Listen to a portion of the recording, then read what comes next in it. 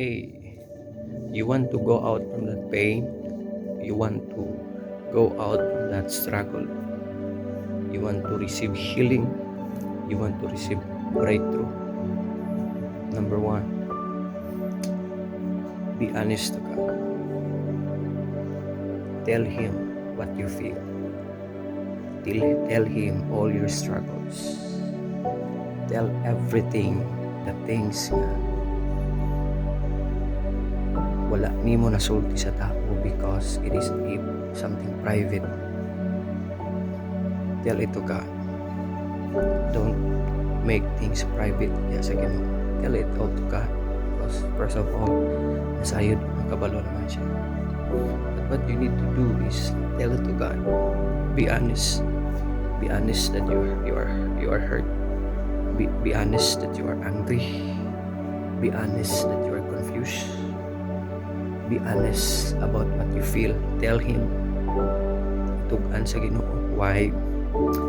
Because He can handle all those things.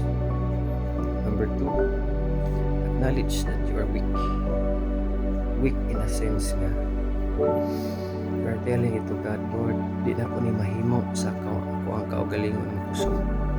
Weak in a sense that you acknowledge His power over, you acknowledge the power of God over your situation. Tell Him, Lord, I cannot do this without you. The Bible says, with God, all things are possible. Your part is you call on God. Your part is to call upon the name of the Lord. The Bible says, they shall call upon the name of the Lord. When we call upon the name of the Lord, they shall be saved. Meaning, there is a salvation promised by God when you start to call upon His name. So just start to call upon His name. Even if you don't feel like calling His name, even if you don't see Him, even if you don't feel Him, put it in your heart and your mind that He sees you. Nakita ka niya. So call upon the name of the Lord. Make a standard sa imong kinabuhi. The answer of everything that you have been through, yung imong giagian, tubagan na is to come to the Lord. Is to kneel down to Him. It is to cry to Him. Number three, start declaring God's word. Meaning, yes, we are reading the Word of God, we are meditating the Word of God, but you need to speak it as a declaration over your life. So when you are sick, declare God's word that by His stripes we are healed. You are healed. Always make a habit or make this as an attitude or lifestyle that every day you are declaring the word of God, speaking the word of God. Why? Because the word of God is anointed already. The word of God is powerful. The word of God is your weapon. Bible says, put on the whole armor of God. One armor that we have is the word of God. It is the sword of the Spirit, which is the word of God. It is our weapon. It is our sword to combat, to fight the enemy. Don't fight the enemy sa flesh, but fight the enemy by declaring the word of God. You know what? When Jesus, the Holy Spirit brought him to the wilderness, makita nato dira mga kaigsunan that the enemy quote or uses scriptures, but in a wrong context, of course. But God, Jesus Christ, uses the word of God. Gigamit niya ang pulong sa Ginoo sa time na nga naa siya sa wilderness or dry season. You see, when we are in the wilderness, when we are in a dry season sa tuang kinabuhi, Jesus is telling us, is making us an example to stay close to the book, to read the word of God, to know the word of God.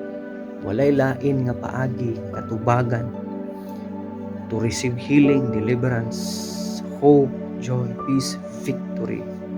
Matigsunan, it is to study the Word of God, to meditate the Word of God, to speak the Word of God. You own God's Word. You speak it and you own it. Lord, this is mine. So always declare the Word of God. Sometimes you don't feel like speaking, declaring, studying God's Word. You need to command your feelings. You need to command your soul. You need to command your mind. Even if you don't feel it, still do it. Buhanta ka na siya. Because if dili na nimo malabyan, ma-surpass nga level, dili ka makaadto sa next ang which is healing, which is deliverance. You see, sometimes ang healing, deliverance comes first when we fight our emotions, when we fight our feelings. Kung di ka magpadala sa imong gibati, you prayed for healing, nagsamot na noon, ayaw pag-undang, declaring, confessing the Word of God. Because the next thing is ma-surprise na lang ka. You will receive your healing, you will receive your breakthrough. Number 4 is repentance. Repentance sa mga butang, repentance sa mga butang nga ato ang nabuhat, that we know it is wrong, sayop siya.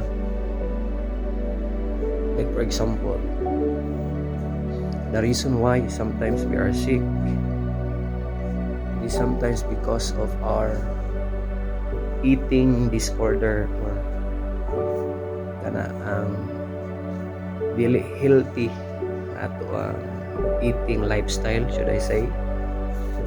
You are not eating healthy foods, or you are just addicted to eating.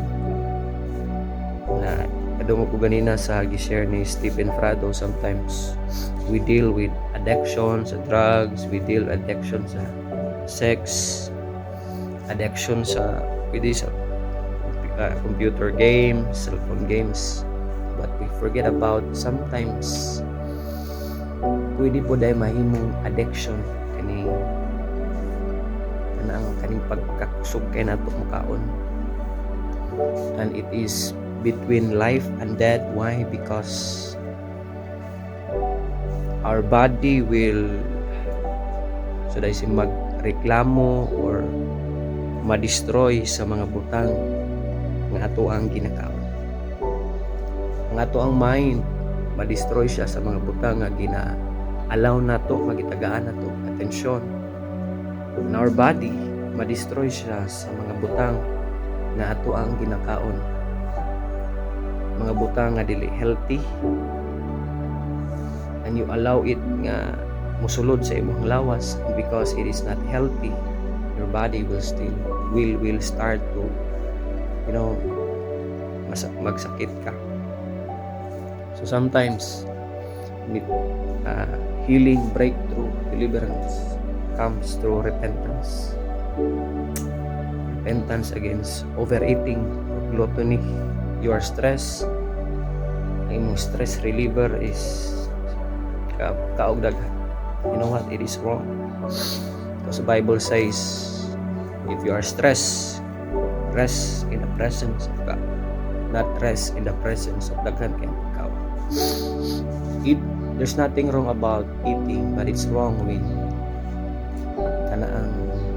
ang Bible pwede mahimo natong Dios ang atong stomach, ang atong appetite, ang atong tiyan. So we need to discipline our eating lifestyle. Kaduha, repentance from the things bitaw nga you join sa mga butang bang apil ko ani because malipay ko ani, ma-enjoy ko ani, Kristiyana ka, but lami lagi ni tsada lagi ni curious kay ka, you join from that thing, and you know that it's a form of the devil. It's a ministry sa yawa na siya. You find joy in having sex. You find joy in drugs addiction. You find joy sa mga butang na ang Ginoo. So repentance, or like for example, you are practicing this thing, and witchcraft man na di ay it's an element or butang man nila sa kaaway. When you practice those things, you enter to those things. Repentance, asking Lord forgive us, renouncing, we renounce, Lord, we renounce our involvement to those things, mga butang pili gikan sa Ginoo. So repentance. God bless you. Bye bye.